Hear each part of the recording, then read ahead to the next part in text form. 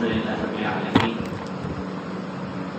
وبه نستعين والصلاة والسلام على رسوله الأمين محمد صلى الله عليه وعلى آله وأصحابه أجمعين ومن تبعهم بإحسان إلى يوم الدين. أعوذ بالله من الشيطان الرجيم من همزه ونفخه ونفسه. بسم الله الرحمن الرحيم. يا أيها الذين آمنوا اتقوا الله حق تقاته ولا تموتن إلا وأنتم مسلمون. يا أيها الناس اتقوا ربكم الذي خلقكم من نفس واحدة وخلق منها زوجها وبث منهما رجالا كثيرا ونساء واتقوا الله الذي تساءلون به والأرحام إن الله كان عليكم رقيبا. يا أيها الذين آمنوا اتقوا الله وقولوا قولا سديدا يصلح لكم أعمالكم ويغفر لكم ذنوبكم ومن يطع الله ورسوله فقد فاز فوزا عظيما. وقال الله تبارك وتعالى بسم الله الرحمن الرحيم قل لا يستوي الخبيث والطيب ولو أعجبك كثرة الخبيث فاتقوا الله يا أولي الألباب لعلكم تفلحون. اللہ تبارک تعالیٰ نے اس آیت کریمہ میں نبی کریم صلی اللہ علیہ وسلم کو مخاطب کرتے ہوئے کہا ہے کہ اے نبی پاک صلی اللہ علیہ وسلم آپ کہیے کہ خبیث اور طیب یہ دونوں آپس میں کبھی برابر نہیں ہو سکتا. آپ سمجھ گئے ہوں گے اللہ رب العالمین کا یہ چھوٹا سا جملہ بہت وسیع معنی رکھتا ہے. یعنی برائی خبیث، اب برائی میں اس کو ناپاکی اس کے تعلق سے کئی چیزیں علماء نے لکھی ہے. کفر ہے، برائی ہے، اسی طرح جو ہے بے روی ہے، یہ تمام چیزیں خبیث میں شامل ہیں. اس کو فجور ہے اور اسی طرح پاک چیزوں میں جو ہے راہ روی، سیدھا راستہ، اللہ کی فرمانبرداری، اسی طرح جو ہے عمدہ چیزیں، یہ تمام چیزیں جو ہے پاک میں شامل ہیں. اللہ تعالیٰ کہتا ہے یہ دونوں کبھی برابر نہیں ہو سکتے. وَلَوْ أَعْجَبَكَ كَثْرَةُ، یعنی گرچہ اس کی برائی کی کثرت ہو جائے لیکن کبھی بھی برائی برابر نہیں ہو سکتی. بھلے لوگوں کو لگنے لگی لیکن وہ اچھی نہیں ہو سکتی ہے. اسی طرح ہم غور کر سکتے ہیں کہ برائی اور اچھائی میں جب تنازع ہو تو ہمیشہ جیت جو ہے اچھائی کی ہوتی ہے، کیونکہ یہ اللہ رب العالمین کا بنایا ہوا اصول ہے اور قاعدہ ہے. اللہ رب العالمین نے آگے بیان کیا ہے کہ اے ایمان والو ایسی باتیں نہ پوچھو کہ اگر تم پر ظاہر کر دی جائے تو تم ناگوار گزریں، اور اگر تم نزول قرآن کو اپنی باتوں کو پوچھو گے تو اللہ رب العالمین تم پہ ظاہر کر دے گا. یہ آیت کریمہ جو ہے نزول قرآن کے وقت کی ہے. اللہ رب العالمین نے نزول قرآن کے وقت مومنوں کو تنبیہ کی کہ بلا وجہ اللہ کے نبی صلی اللہ علیہ وسلم سے یہ اور وہ کو مطالبہ نہ کریں، یہ سوالات نہ کریں، کیونکہ نزول قرآن کے بعد اگر کوئی چیز مطالبہ کی جائے گی اللہ رب العالمین اس مطالبے کی وجہ سے فرض کر دے گا. اس لیے شریعت میں اس وقت منع کیا گیا تھا. البتہ بعد میں اللہ رب العالمین نے قرآن میں آیت نازل کی اور بتایا کہ تحقیق اور تفتیش کر لیا کرو. ہم یہ ہوتا ہے کہ تحقیق اور تفتیش سوالات کرنا یہ عیب نہیں ہے، لیکن عیب کیا ہے؟ عیب یہ ہے کہ بندہ بلا وجہ کا سوال کرے.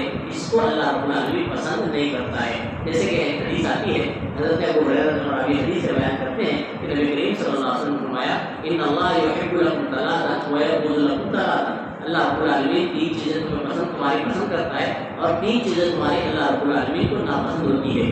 تین چیزیں جو پسند اللہ کرتا ہے وہ یہ ان تعبدوہ ولا تشرکوا بہ شیئا، پہلی چیز بندگی کرو اللہ کی، اس کے ساتھ کسی کو شریک نہ کرو. وان تعتصموا بحبل اللہ جميعا، اللہ کی رسی کو مضبوطی سے تھام لو، یہ اللہ پسند کرتا ہے. اختلاف مت کرو، اللہ یہ پسند کرتا ہے. یعنی متحد رہو، متفق رہو، آپس میں مل جل کر رہو. مسلمانوں کو تعلیم دی گئی یہ اللہ کو پسند ہے. اور تیسری چیز وان تناصحوا ما واللہ اللہ امرکم، جس کو اللہ رب العالمین نے تمہارے معاملے کا بڑا بنایا ہو، یعنی امیر ہو، اس کی اطاعت فرما برداری کرو، اس میں بلا وجہ کا اختلاف مت کرو. یہ اللہ رب العالمین کو پسند ہے. تین چیزیں اللہ کو ناپسند ہے وہ یہ ہے کہ اللہ کے نبی صلی اللہ علیہ وسلم فرماتے ہیں وَيَبْغُضُ لَكُمْ ثَلَاثًا قِيلَ وَقَالَ وَكَثْرَةَ السُّؤَالِ وَإِذَا قَالَ. اللہ رب العالمین تین کام کو ناپسند کرتا ہے، اور وہ کثرت السوال، بہت زیادہ سوال، بلا وجہ کا کوریدنا، یہ اللہ کو پسند نہیں ہے. وَإِذَا أَكْلَ الْمَالَ، مال کو ضائع کرنا، افزائے کرنا ہم آپ جانتے ہیں، معاشرہ سب جانتا ہے، وہ بھی اس کے بعد بھی اللہ کی ناپسندیدہ چیزیں ہمارے معاشرے کے اندر پائی جاتی ہے جو کہ اللہ رب العالمین کو ناپسند ہے۔ آپ کو معلوم ہونا چاہیے اسلام میں صحابہ کرام جو ہے بہت محتاط رہا کرتے تھے، اور جب معاملہ ایسا آتا تھا کہ جہاں معلومات نہ ہو تو وہاں پہ خاموشی اختیار کر لیتے ہیں۔ ایک مثال دیتا ہوں، ایک مرتبہ جو حضرت حضرت ہمارے فاروق رضی اللہ عنہ صاحب ایک تابعی تھے، اب وہ ساتھ میں چل رہے تھے، چلتے چلتے جو ہے کسی جگہ پر ٹھہرے، اوپر پرنالا تھا، جو ہے اس سے پہلے میں نے تفصیل بتائی ہے، پرنالے کے پاس جو ہے کھڑے تھے، اچانک اوپر سے پانی گرا، تو حضرت عمر بن خطاب جو ساتھ تابعی تھے وہ جانے لگے، حضرت عمر نے کہا کہاں جا، انہوں نے پوچھنے جا وہ پانی کیسا ہے، حضرت عمر فاروق اللہ کہتے ہیں بھائی جب تک نہیں معلوم ہے جب تک کہ اچھا ہے بلا وجہ معلوم کر کے اپنے اوپر آفت مت لو، بات سمجھ آ گئی نا؟ تو اس لیے بلا وجہ اور پانی کی لے کے اپنے اوپر آفت نہیں لینا چاہیے، جو شریعت کے عام بات معلوم ہے پاس، ہاں جہاں پہ معلوم کرنا ضروری ہے تحقیق، وہاں پہ بالکل تحقیق کرنے کا شریعت نے حکم دیا ہے۔ پھر فرماتا ہے ایسی باتیں تم سے پہلے اور لوگوں نے پوچھی تھی، پھر ان باتوں کی منکر ہو گئے۔ اللہ رب العالمین امت محمدیہ کو سبق دے رہا ہے کہ ایسی باتیں امت محمدیہ سے پہلے دیگر امتوں نے اللہ سے مطالبہ کیا تھا، اللہ یہ دے وہ دے، اور جب اللہ نے دے دیا مطالبے پہ تو پھر وہ لوگ منکر ہو گئے اور اللہ کے عذاب میں گرفتار ہو گئے۔ اسی لیے اللہ کے نبی صلی اللہ علیہ وسلم نے امت کو تنبیہ کیا ہے کہ بلا وجہ سوالات نہیں کرنا ہے۔ ایک مرتبہ جو نبی صلی اللہ علیہ وسلم حکم دیتے ہیں کہ اے لوگوں اللہ رب العالمین کے اوپر حج فرض کرتا ہے، تو ایک صحابی کھڑے ہو کے کہتے ہیں اقول اللہ سنا یا رسول اللہ، اقول اللہ حامل یا رسول اللہ، کیا ہر سال اللہ کے رسول صلی اللہ علیہ وسلم نبی صلی اللہ علیہ وسلم خاموش رہتے ہیں؟ قرآن نازل ہو رہا تھا، شریعت نازل ہو رہی تھی، وہ صحابی بھی سوال کرتے ہیں اقول اللہ حامل یا رسول اللہ، نبی صلی اللہ علیہ وسلم خاموش رہتے ہیں۔ تیسری بات جب سوال کرتے صحابی تو نبی صلی اللہ علیہ وسلم جواب دیتے ہیں اگر میں ہاں کہہ دیتا تھا تمہارے اوپر فرض ہو جاتا تھا اور تم ہر سال اس کو کرنے کی طاقت نہیں رکھتے تھے۔ بات سمجھ آ گئی نا؟ اس سے مطلب یہ ہوتا ہے کہ شریعت میں جو چیز بتا دی گئی ہے اس میں بلا وجہ کا کوئی دینا نہیں چاہیے۔ پھر اللہ رب العالمین فرماتا ہے کہ اللہ نے نہ بحیرہ کو جائز قرار دیا، نہ صاحبہ کو، نہ وسیلہ کو، نہ عام کو۔ یہ چار چیزیں ہیں، بحیرہ، صاحبہ، وسیلہ، عام۔ آپ غور کریں گے تو مشرکین مکہ نے اپنے جو ان کے معبودان باطلہ تھے ان کے نام پہ چھوڑ رکھی تھی۔ اب میں اسی تفصیل مختصر بتا دوں، وہ جانور جسے بتوں کے لیے آزاد چھوڑ دیتے تھے، جسے نہ سواری کے لیے استعمال کرتے تھے نہ سامان ڈھونے کے لیے، اس کو صاحبہ کہتے تھے۔ وسیلہ جو ہے وہ اونٹنی، جس سے ایک کے بعد ایک دو بچے پیدا ہو، دونوں ماتا ہو تو اونٹنی کو چھوڑ دیا کرتے تھے۔ اسی طرح جو ہے ہم بحیرہ وہ جانور جس کا دودھ دھونا چھوڑ دیا جاتا تھا اور کہا جاتا تھا کہ یہ بتوں کے لیے، چنانچہ کوئی شخص اس کے تھنوں پر ہاتھ نہیں لگاتا تھا۔ ہاں وہ نر اونٹ جس کی نسل سے کوئی بچے ہوں اور نسل بڑھ جاتی تو اس اونٹ کو سامان لانے کے لیے، پھڑکانے کے لیے اور کام میں نہیں لیتے تھے اور اس کو چھوڑ دیتے، اس سے کوئی ہاتھ نہیں لگاتا تھا۔ یہ چار چیزوں اللہ رب العالمین نے تذکرہ کرتے ہوئے ایک بات بیان کی ہے کہ اللہ رب العالمین نے یہ سسٹم نہیں بنایا۔ بات سمجھ آ گئی؟ اللہ نے قرآن کہا کہ یہ اللہ کا بنایا ہوا نظام نہیں کہ صاحبوں کو چھوڑو، وسیلہ کو چھوڑو، عام کو چھوڑو، نہیں، بلکہ اللہ رب العالمین کی جو خالص بندگی اللہ نے حکم دیا ہے، نظر و نیاز سے معاملہ کو خالص اللہ کے لیے کرنا چاہیے، یہ اللہ رب العالمین نے تنبیہ کیا ہے۔ اور صحابہ کرام کتنے محتاط رہا کرتے جانتے ہیں آج ہمارے معاشرے کی حالت دیکھ امت میں، ہمارے معاشرے میں بھی آپ کو جو ہے کالی مرغی دوڑتے ہوئے نظر آئے گی، بھائی کس کی ہے، کوئی کیوں نہیں چھوڑتا، کیوں ڈھونڈتے رہتے ہیں، بھائی ارے فلاں نے چھوڑا ہوا ہے، یہ مسلم معاشرہ ہے، بھائی ایک بکرا نظر آئے گا، خوب مارتا ہوا، بدبو مارتا ہوا، اور اس طرح بھائی ارے کیوں بھٹنا کے نام میں نعوذ باللہ، سیم کا سیم وہی معاملہ جو مشرکین مکہ میں تھا امت محمدیہ میں، مسلمانوں میں مسلمان ہونے کی بات تاخیر ہے۔ افسوس کی بات ہے اللہ کو کھلا جو ہے چیلنج دیا جاتا ہے کہ اللہ ہم تیری عبادت نہیں کرتے بلکہ ان کی عبادت کرتے ہیں جن کے نام پہ ہم نعوذ باللہ جو چھوڑ رہے ہیں، جس کی شریعت نے پابندی کی، منع کیا ہے۔ آپ غور کریں، ایک صحابی کا واقعہ ملتا ہے، چھوٹا سا بتاتا ہوں مختصر سا۔ ایک صحابی اللہ کے نبی صلی اللہ علیہ وسلم کے پاس آ کے کہتے ہیں اللہ کے نبی صلی اللہ علیہ وسلم میں نے جو ہے مقام معاذہ میں نظر پانا ہے اونٹ کی قربانی کرنے کا دور جاہلیت اور فی نظری، اتنا بہترین جملہ تھا صحابہ کرام کا، لیکن اتنے دور اندیش تھے۔ اگر دیکھا جائے تو انہوں نے دور جاہلیت میں نظر مانی کی اونٹ کی مقام معاذہ پہ ایک ذبح کرنے، کس کے نام پہ؟ اللہ کے نام۔ کوئی مسئلہ تھا کیا؟ کوئی مسئلہ کر دینا تھا اللہ کے نام پہ۔ اب ایک نقطہ غور کرنے کا یہ ہے کہ صحابہ کرام دور جاہلیت میں بھی ذبح کرتے تھے تو اس کے نام پہ، اللہ کے نام پہ۔ امت مسلمہ اسلام لانے کے بعد بھی ذبح کرتی ہے تو غیر اللہ کے نام پہ۔ اتنی افسوس کی بات ہے بہرحال وہ کوشش کر رہے ہیں میں ہاؤس نہیں، میں اپنا نظر جو مارا ہوں پوری کروں گا. تو نبی صلی اللہ علیہ وسلم نے ڈائریکٹ نہیں کہا تھا، بلکہ کہا تھا اے بندے مجھے بتا اے صحابی وہاں پر جا کے تم نے نظر ماری تھی دورہ جاہلیت میں مقام بوانا، کہیں ایسا تو نہیں کسی غیر اللہ کا استھان ہے؟ یہ سوال کیا نبی صلی اللہ علیہ وسلم. کہا نہیں، کوئی عید کھیلا وغیرہ میلہ والا تو نہیں لگتا ہے وہاں پہ غیر اللہ کے نام کو؟ بولے نہیں، کسی دیگر کا نام نہیں پکارا جاتا ہے. بولے نہیں اللہ ایسا کچھ بھی نہیں ہے. بولتے ہیں اوفی کریں کیا ٹھیک ہے اللہ کے نام پر نظر بری. کتنی اہم بات ہے کہ نبی صلی اللہ علیہ وسلم نے روک دیا تھا. گویا اگر وہاں پہ غیر اللہ کا کچھ ہوتا تو بولتے گرچہ اللہ کے نام پہ ہی نظر کیوں نہ ہو، لیکن غیر اللہ کی جگہ پہ تو آپ امت کو سبق سیکھنے کی ہے کہ جب اللہ کے نام کی نظر غیر اللہ کی جگہ پہ نہیں ہو سکتی تو غیر اللہ کی نظر پہ ادھر ادھر کیسے ہو سکتی ہے. امت کو اس سے بہت بڑا سبق ہے اللہ رب العالمین کے سماعت سے. پھر اللہ رب العالمین فرماتا ہے کہ ایک ایسی خرابی کی طرف ہمیں توجہ دیتا ہے اللہ رب العالمین جو بیماری بہت پرانی ہے اور آج بھی باقی ہے. آپ بتا سکتے ہیں جو امتوں میں ایک بیماری تھی وہ آج بھی ہے. کسی ذہن میں کوئی اس بیماری بتاؤ. بیماری سے مراد خرابی، بیماری سے مراد یہ نہیں یعنی تکلیف یہ وہ نہیں، ایک خرابی جو دیگر امتوں میں بھی تھی اور آج بھی ہے. کسی ذہن میں ہے؟ جی نہیں، وہ شرک تو خالی عام ایک ایسی بیماری بتا تو آپ سمجھ لیں. ماں وجدنا علیہ آبان باپ دادا. اللہ نے اسی طرح بشارت کی آیت میں کہ یہ ایسی بیماری ہے جو پہلے بھی تھی اور آج بھی ہم غور کریں تو یہ بیماری پائی جاتی ہے. اللہ کہتا ہے وَإِذَا قِيلَ لَهُمْ تَعَالَوْا إِلَىٰ مَا أَنزَلَ اللَّهُ وَإِلَى الرَّسُولِ، تو وہ کہتے ہیں قَالُوا حَسْبُنَا مَا وَجَدْنَا عَلَيْهِ آبَانَا. جب ان کو اللہ اور اس کے رسول کی طرف دعوت دی جاتی تو کہتے ہیں ہمیں وہ کافی ہے جو ہمارے آبا اجداد جس پر چلتے ہوئے آ رہے ہیں. اللہ نے آگے ایک نقطہ نقل کیا، حالانکہ ان کے آبا اجداد لاعلم تھے، حالانکہ ان کے آبا اجداد ہدایت سے دور تھے، اس کے باوجود بھی لوگ آبا اجداد کے فراق میں پڑے ہوئے ہیں.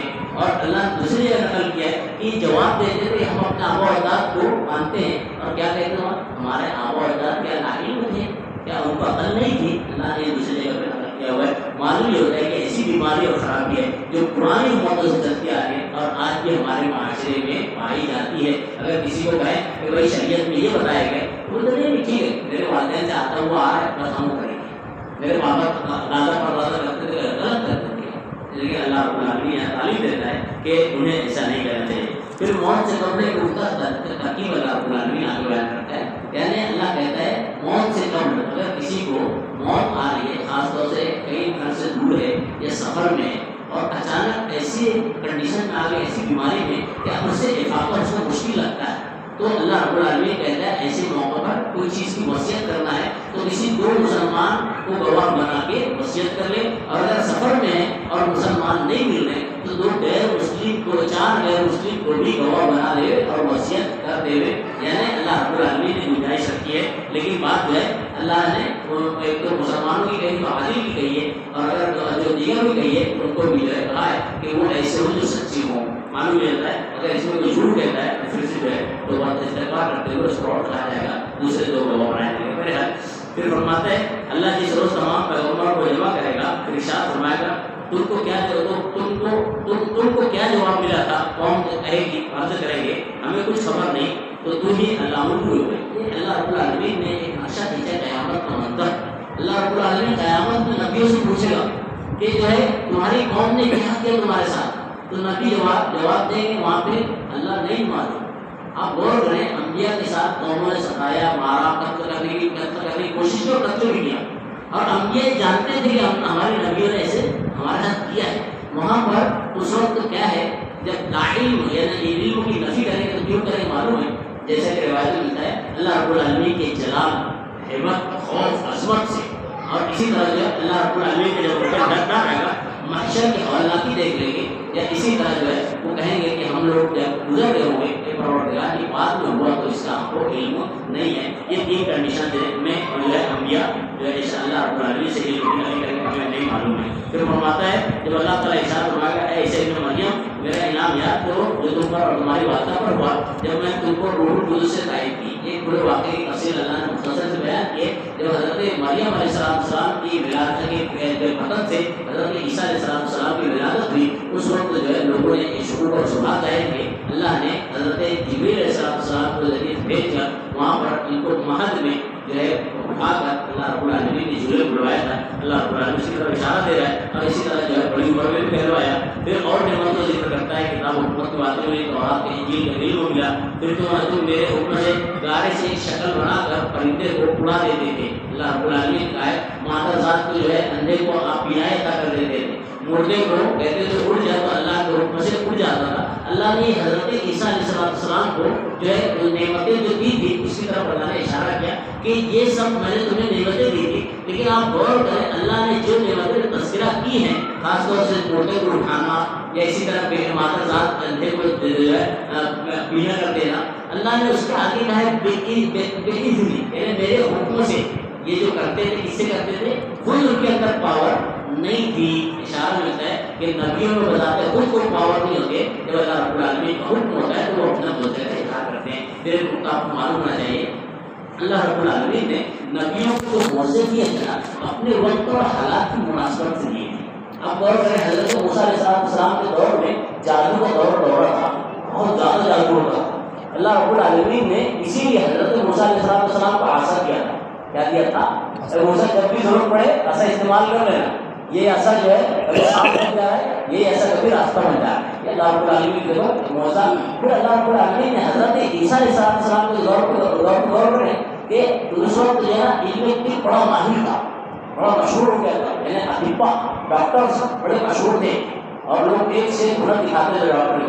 اللہ رب العالمین نے ان کے مقابلے میں حضرت عیسیٰ علیہ السلام کو جو معجزہ دیا وہ معجزہ یہ تھا مادر ذات کو, آپ سمجھ رہے ہیں, بینا کر دینا, اندھے کو بینا, ایک مردے کو اٹھا دینا.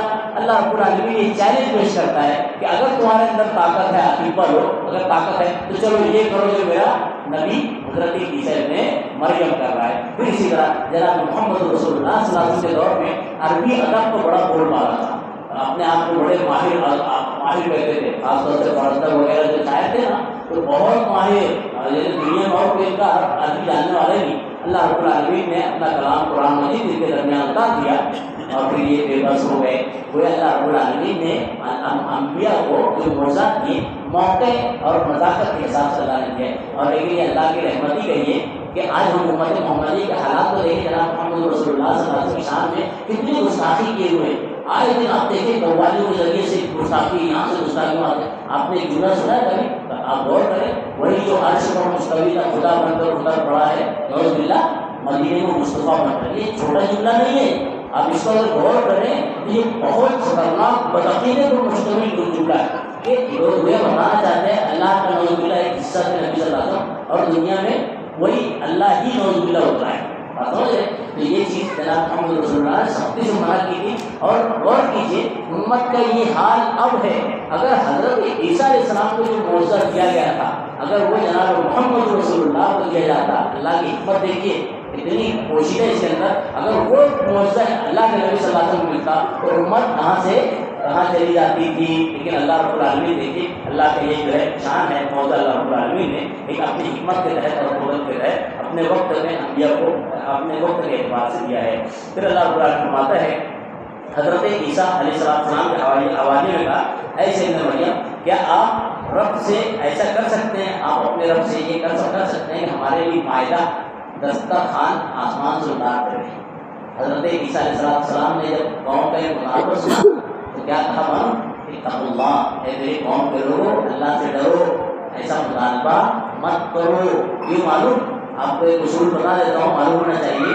جب اگر کوئی قوم اللہ رب العالمین سے کچھ مطالبہ کرتی ہے, جیسے کہ مشرکین مکہ نے بھی کیا تھا نا کہ اللہ رب العالمین سے کہو کہ عذاب بھیج دے ہوئے, اللہ کے نبی چیلنج کرتے تھے. اللہ رب العالمین اگر مطالبے میں کسی قوم کو کچھ دے دیتا ہے اور اگر اس کے بعد قوم اس سے پھر جاتی ہے یا نبی سے پھر جاتی ہے وقت کے, تو ایسی قوم پہ عذاب طے رہتا ہے, عذاب طے رہتا ہے. اسی لیے حضرت عیسیٰ علیہ السلام اپنے حوالیوں سے کہہ رہے ہیں. حوالی کا معنی ہوتا ہے کہ جو خاص جگری دوست جو ایمان لانے والے رہتے ہیں نا وہ, اور حضرت عیسیٰ علیہ السلام کے حوالی 12 تھے جو ان کے اوپر ایمان لائے تھے, پیروکار تھے, مانتے تھے. تو وہ 12 لوگوں نے مطالبہ کیا تھا. اللہ رب العالمین کا ڈر ان کو پیدا کیا اور کہا کہ ایسا مطالبہ مت کرو. پھر انہوں نے علت بیان کی, اے عیسیٰ علیہ السلام, اے نبی ہم چاہتے ہیں کہ اللہ رب العالمین کا جو دسترخوان آئے, مائدہ کے معنی دسترخوان ہوتا ہے, اصل میں جو ہے کہ خان کا معنی ہوتا ہے ایک بڑی سی سینی، ایک بڑی سی سینی جس کے اوپر مختلف قسم کے اناج ہو، اس کو کہتے ہیں خان. اور مائدہ اسی کو استعمال کرتے ہیں چونکہ دسترخوان پر عام طور سے اناج وغیرہ سب کھانے وغیرہ رکھتے رہتے ہیں. تو بہرحال اس کا جو مطالبہ انہوں نے کیا تو کیوں کیا تو معلوم ہے. اب علت پیش کرتے ہیں، اے عیسیٰ علیہ السلام ہم چاہتے ہیں کہ ہم اللہ رب العالمین کی نشانی اپنی آنکھوں سے دیکھیں، آپ کی تصدیق کریں، ہم گواہ بن جائیں، ہمارا دل مطمئن ہو جائے. یہ اطمینان والا معاملہ جو ہے ٹھیک تھا، لیکن اللہ رب العالمین کے عذاب کی دعوت دینا. آپ کو اطمینان کے تعلق سے بتا دوں، حضرت ابراہیم علیہ السلام نے بھی کوئی جملہ کہا تھا، ربی ارنی، اے میرے پروردگار کیف تحیی الموتیٰ، مجھے بتا تو مردوں کو کیسے زندہ کرتا ہے. تو اللہ رب العالمین نے جملے میں جواب میں کہا تھا کہ اولم تؤمن، اے ابراہیم تجھے یقین نہیں ہے میں مردوں کو زندہ کرتا ہوں. تو کیا کہتے ہیں حضرت ابراہیم علیہ السلام، بھلا کیوں نہیں پروردگار، یقین تو بالکل ہے کہ مردوں کو زندہ کرتا ہے، لیطمئن قلبی، میں اس لیے پوچھ رہا ہوں تاکہ میں اپنے آنکھوں سے دیکھوں نا تو تھوڑا سا دل میں اور اطمینان ہو رہا. ہاں پھر اللہ رب العالمین کہتا ہے ٹھیک ہے ابراہیم، جب بات ایسی ہے اگر تو دیکھنا ہی چاہتا ہے، اطمینان ہے قلب مقصود ہے نا، ٹھیک ہے یہ دیکھ، یا ایک پرندہ لے اربعۃ من الطیر، 4 پرندے، چاروں کو الگ الگ ٹکڑے کر اور چاروں کو ایک پہاڑ پہ الگ الگ حصے میں بانٹ کے رکھ اور سب کو نام لے کر پکار. 4 الگ قسم کے پرندے لے، چاروں کو 3-3 4 حصے میں ٹکڑا کر دے، کاٹ دے اور سب کو الگ الگ بکھیر دے، کسی کا پر رکھ، کسی کا سر رکھ دے، کسی کا پیٹ رکھ دے، ایسا رکھ دے الگ الگ. اور اس کے بعد ہر پرندے کو نام سے پکار. ہر ایک پرندہ اللہ رب العالمین کی قدرت سے جڑ کر اڑ کر ابراہیم علیہ السلام کی طرف آ رہا تھا. اس کے بعد کہتے ہیں انک علی کل شیء قدیر. تو بہرحال یہ مطالبہ جو قوم کر رہی تھی اللہ رب العالمین اس کو پورا کر دیتا تھا، لیکن حضرت عیسیٰ علیہ السلام نے دعا بھی کی تھی کہ اے پروردگار میری قوم مطالبہ کر رہی ہے، ان کا مقصد اطمینان قلب ہے، اطمینان قلب ہے، یہ تصدیق کرنا چاہتی ہے، اطمینان کرنا چاہتی ہے، پروردگار نازل فرما دے. اللہ رب العالمین نے آگے بیان کیا. اب آپ کو معلوم ہے یہ مائدہ دسترخوان اترا تھا کہ نہیں اترا تھا، اترا تھا کہ نہیں، اور ان کا بات سے اترا تھا. لیکن آپ اگر دیکھیں تو معلوم یہ ہوتا ہے اللہ کے کلام سے کہ نہیں اترا. یہ معلوم اللہ رب العالمین نے آگے یہ جملہ کہا ہے فَمَن يَكْفُرْ بَعْدُ، اگر کسی نے اس کے بعد انکار کیا نبی کا یا معجزے کا تو پھر اللہ رب العالمین کا عذاب طے ہے. جب حضرت عیسیٰ علیہ السلام نے قوم کو سمجھایا کہ دیکھو اگر تم مطالبہ کرو نا معاہدے کا آ جائے گا معاہدہ، دسترخوان آئے گا، لیکن اگر بعد میں تم نے معاہدے کی یا میری تقریر کی انکار کیا تو اللہ کے لیے عذاب طے رہے گا. جب قوم نے پورا سنا تو ٹھیک ہے کام کرو، مت بولو، اللہ سے واپس بھیجو. یہ تو معاہدہ مطالبہ والا تھا جیسا کہ محسن لکھتے ہیں. بہرحال پھر اللہ فرماتا ہے ایسے میں مریم علیہ السلام، کیا تم نے ان لوگوں سے کہا تھا کہ مجھے اور میری ماں کو بھی اللہ کے علاوہ معبود قرار دے لو؟ یہ بھی بہت اہم ہوتا ہے. اللہ رب العالمین حضرت عیسیٰ ابن مریم سے کہہ رہا ہے یا قیامت کے دن کہے گا اے عیسیٰ ابن مریم کیا تم نے کہا تھا کہ تم میری اور میری والدہ کی عبادت کرو، مجھے اللہ کو چھوڑ گے؟ تو حضرت عیسیٰ علیہ السلام جواب دے قیامت کے دن اے پروردگار میرے بساط میں کہاں ہے، میں کیسے کہہ سکتا ہوں کہ یہ میرے اختیار میں نہیں ہے اور وہ ہو ہی نہیں سکتا، ناممکن ہے. پروردگار انت تعلم نفسی، اے پروردگار تو میرے نفس کو جانتا ہے، میرے دل کو جانتا ہے اور میں تیرے دل میں کیا نہیں جانتا پروردگار. اور وہاں کا اعلیٰ کچھ ہے، تو ہر چیز پر باتیں تو دیکھ رہا ہے، پھر میں کیسے مطالبہ کر سکتا ہوں، یہ ایسی بات کر کیسے لوگوں کو رہنمائی کر سکتا ہوں؟ پھر اللہ رب العالمین جو ہے اس کے آگے جواب دیتا ہے جب تو نہیں کیا تو پھر لوگوں نے کیسے یہ کیا اختیار کیا؟ تو اللہ رب العالمین کہتا ہے جب تک میری وفات تک کہ میں نگراں تھا، اب میری وفات کے بعد انہوں نے کیا کیا؟ تو اللہ تو ہی رقیب ہے، تو ہی ان کے اوپر نگراں ہے. اور اس کے بعد حضرت عیسیٰ علیہ السلام نے ایک رحم دلی والا جملہ کہا کہ اگر ایک پروردگار یہ تو عاجزی ہوں، اگر تو ان کو عذاب دے گا تو یہ میرے بندے ہیں، وہی تغفر لهم، اور اگر تو معاف کر دے گا تو اللہ کل شیء قدیر، تو ہے انت العزیز الحکیم،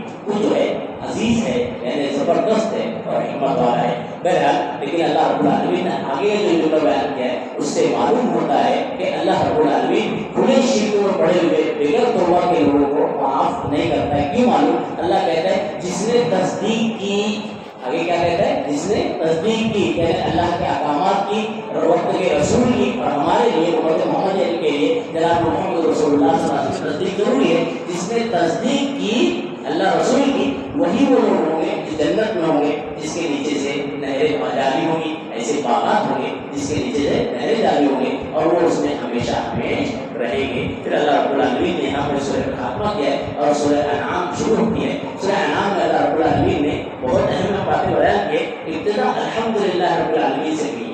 تھوڑا اتنا نقطہ بتا کے آج کی بات ختم کرتے ہیں۔ الحمدللہ کا معنی ہوتا ہے تمام قسم کی تعریف اللہ رب العالمین کی، یعنی تعریف ہم دیکھتے ہیں نا، ہم دوسری تعریف کرتے ہیں تو بات کو اعتراض کرتے ہیں یہ کوئی انسان کی تعریف کرتا ہے، وہ بڑے اچھے ہیں، وہ ایسے ہیں۔ اصل تعریف اللہ کی ہے، اصل تعریف اللہ کی ہے، اور جو انسان کی اپنی تعریف کرتا ہے اس کے پیچھے بھی تعریف اللہ کی ہی ہے۔ کیسے معلوم کہ انسان جس نے اچھائی کی ہے، کچھ خوبی اختیار کی ہے، اس کو عطیہ کس نے دیا ہے؟ دماغ کا بولو، جسم کا بولو، اللہ رب العالمین ہے۔ تو اصل تعریف اللہ کی ہی ہے۔ یہ انعام جو ہے مکی سورہ ہے، اور مکی سورہ اور مدنی سورہ کا تعلق آپ جانتے ہیں کہ جو مکہ میں نبی صلی اللہ علیہ وسلم جب مکہ میں رہتے تھے، جو صورتیں نازل ہوتی تھی انہیں مکی کہتے تھے، اور جب نبی صلی اللہ علیہ وسلم مکہ سے ہجرت مدینہ پہنچ گئے تھے اور جو وہاں پہ صورتیں اور آیتیں نازل ہوتی تھی ان صورتوں اور آیتوں کو مدنی صورتیں یا آیتیں کہتے تھے۔ اس کی تفصیل انشاءاللہ کل کی جائے گی۔ اللہ تبارک و تعالیٰ سے دعا کرتے ہیں اللہ رب العالمین ہمیں اللہ رب العالمین کے کلام پر یقین رکھنے والا بنائے، کسی بھی طرح کی گمراہی سے اللہ رب العالمین میری آپ کی ہر مومن اور مومنہ کی حفاظت فرمائے۔ آمین۔ السلام علیکم۔